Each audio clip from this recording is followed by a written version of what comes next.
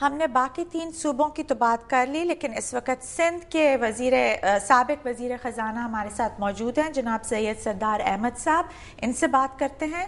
السلام علیکم سید صاحب. وعلیکم السلام. جی سید صاحب، ہمارا آج کا ٹاپک ہے کہ ہمارے قومی مالیاتی وسائل کہاں استعمال ہو رہے ہیں. اس وقت میرے ساتھ اسٹوڈیو میں موجود ہیں جناب محمد علی درانی صاحب. میری انفارمیشن کے مطابق سید صاحب یہ پرابلم یہ ہے کہ جو جتنا ٹرانسپیرنٹ طریقے سے NFC ایوارڈ صوبوں کو ملتا ہے تو آگے صوبے ڈسٹرکٹس میں اسی طرح اتنے ٹرانسپیرنٹ طریقے سے نہیں خرچ کرتے. بالکل اس سے بھی زیادہ ٹرانسپیرنٹ ہے. دیکھیے پروونشل فائنینس کمیشن کا جو فارمولا ہے، ہر سال بجٹ میں اس کے ایلوکیشنز ہوتے ہیں اسی بیسس پر.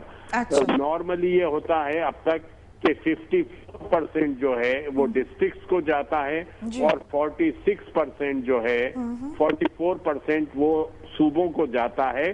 لیکن گروس ریسیٹ میں سے 2 چیزیں ہم منہا کر لیتے ہیں. ایک تو جو ہمیں قرضے ہوتے ہیں، اور یا ایک کوئی ایسی لائبلٹی ہوتی ہے جو جوائنٹ لائبلٹی ہوتی ہے پروونس کی اور ڈسٹرکٹ کی.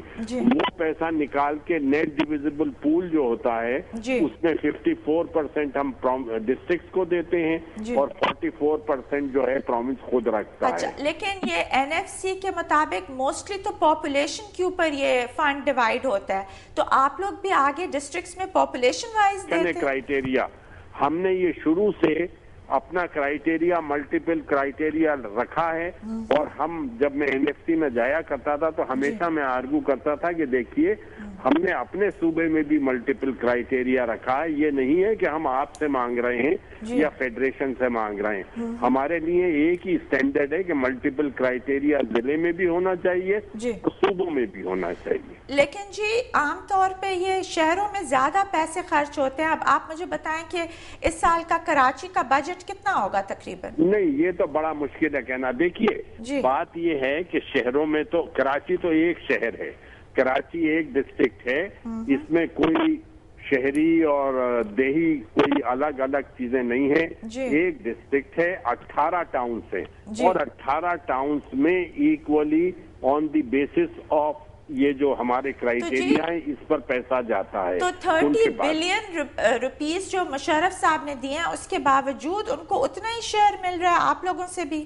نہیں، کراچی کے لیے وہ الگ دی تھی. دیکھیے کراچی شہر کے لیے نہیں دی تھی، کراچی ڈسٹرکٹ کے لیے دی تھی. اس کراچی ڈسٹرکٹ میں جو خرچہ ہوتا ہے اس میں لیاری کا بھی ہے، اس میں بابا بھٹ آئی لینڈ بھی ہے، اس میں گڈاب بھی ہے، اس میں ہر جو علاقہ ہے علاقہ ہے یا دیہی علاقہ ہے وہ اس میں شامل ہے. تو جی سندھ کے رورل ایریاز میں بجٹ کا کتنا % خرچہ جاتا ہے؟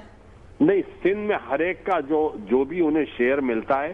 دیکھیے یہ بڑا مشکل ہے یہ ڈسٹنکشن کرنا کہ رورل میں کتنا جاتا ہے اور اربن میں کتنا جاتا ہے. دیکھیے کراچی سندھ میں 23 ضلع ہیں، کراچی کے علاوہ 22 ضلع ہیں، اور وہاں پر جو ناظمین تھے ابھی تک 5 سال سے وہ پیسہ ہم تو ناظمین کو دیتے تھے. ناظمین پھر ان کا اپنا اینول ڈیولپمنٹ پروگرام ہوتا تھا اور پروجیکٹس ہوتے تھے، وہ پھر ڈسکریشن وہاں اپنا استعمال کرتے تھے کہ کس علاقے میں جو ہے زیادہ پیسہ دیں، کس میں کم دیں. یہ ان کا کلی ان کا اختیار تھا. تو جی اب جو ناظمز نہیں ہوں گے تو اس نئے سسٹم میں پھر کون اپنے یہ دیہی علاقوں کی ریپرزنٹیشن اسپیشلی؟ دیکھیے ہم تو اس کی مخالفت کرتے ہیں.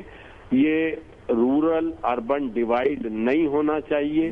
1979 کا آرڈیننس جو تھا اس نے رورل اربن ڈیوائیڈ کر دیا تھا. سید احمد صاحب آپ کیا سمجھتے ہیں کہ آپ کی حکومت کی زیادہ equal distribution of NFC award تھی کہ جو پریزنٹ گورنمنٹ ہے یہ ان کی؟ نہیں، دیکھیے اول تو جو ہے NFC جو ہے جو فیڈرل گورنمنٹ ہمیں پیسہ دیتی ہے وہ پروونسز دیتی ہے. Then provinces should strictly adhere to their policy جو پروونشل فائنینس کمیشن نے انہیں بنا کے دیے، اور ہر 3 سال بعد اس کو ریوائز کرتے ہیں. ابھی آپ کی پالیسی چل رہی ہے ہوتا ہے on the basis of social indicators, کہاں ہاسپٹل چاہیے، کہاں اسکول چاہیے، کہاں روڈ چاہیے.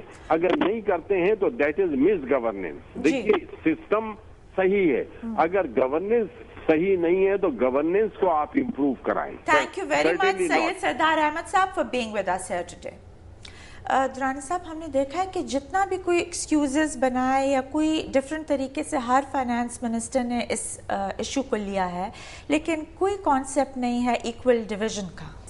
دیکھیں جی ایکول ڈسٹریبیوشن آف فنڈز اگر ہو تو اس کی ریفلیکشنز بھی تو نظر آئیں.